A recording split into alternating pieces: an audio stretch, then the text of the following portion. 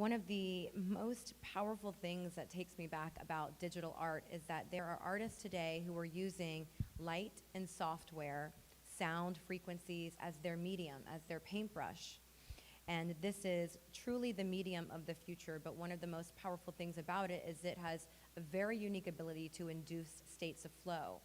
If we hear immersive experiences, sometimes that can get a little bit kitschy with Instagrammable moments, but there are truly a handful of artists who are using what they know about psychology, what they know about history, about the human condition, and their skills of light and sound and software, and pairing those together to evolve the human experience.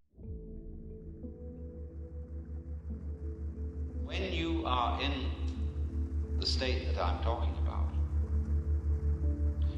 what from the former point of view would have appeared to be nothing more than ordinary everyday life is suddenly seen to be a magical process. Absolutely weird.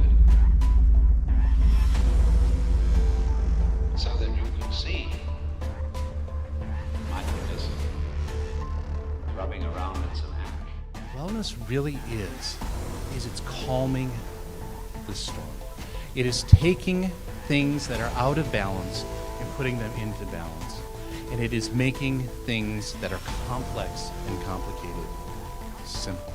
You begin to notice that there are some certain people with whom you either have great accord or great fear because they're not ordinary, because they have an atmosphere of magic. They have imagination.